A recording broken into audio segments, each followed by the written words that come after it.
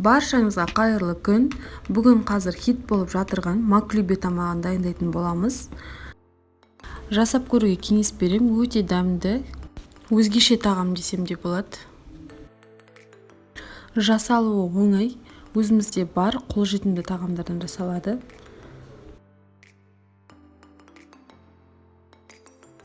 Видеоның соңына дейін қарап, лайк басып, және каналға жазылуды ұмытпаңыздар. Бұл тағамның ерекшелігі, әр тағамды бөлек-бөлек майда қуырып аламыз. Ең әуелі етімізді майда қуырып, су таусылған соң үстіне кішкене су құйып, бұқтырып, етімізді пісіреміз. Дәмді болсын деп, мен күрішті еттің майына қуырдым.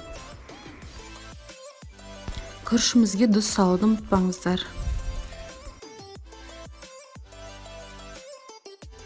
Видеода көрсетілгендей сәбізіміз бен пиязымызды осылай домалақ етіп турап аламыз.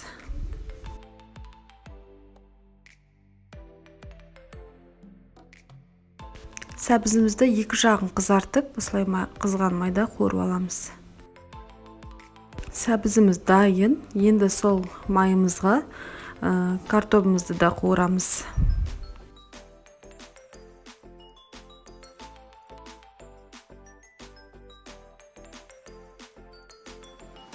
Картобымыздың қабығынан ашып, осылай жіңішке қылып, қатты жіңішке неміз, қатты қалыңдай емес қылып, орташа қалыңдықпен турап майға қуырып аламыз.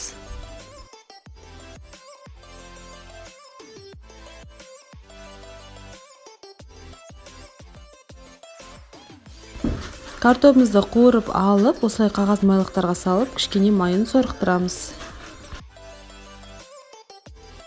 Барлық тағамдарымызды жеке-жеке қуырып алдық, енді маклюбемізді жинайтын боламыз. Ең әуелі шұңғыл ыдысымызға осылай пияздарымызды әдемілеп салып аламыз. Оның үстіне еттерімізді саламыз. Еттеріміздің үстіне майда қуырылған сәбізімізді саламыз. Арасына кішкенеден тұз сеуді ұмытпаңыздар. Содан кейін картобымызды саламыз.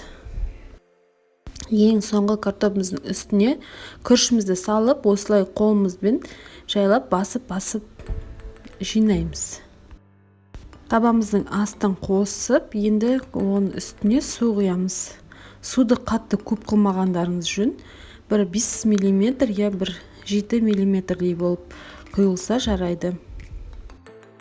Бір 2-3 минут қайнатып алғаннан кейін астын ең жай отқа қойып, 40 минуттай пісіріп аламыз. Маклюбеміз піскен соң, осындай жайпақ ыдысқа төңкеріп, оның бетін дәмдеуіштермен әсемдеп, айналасына салаттарымыз салып, айранмен қосып ішеміз. Астарыңыз дәмді болсын.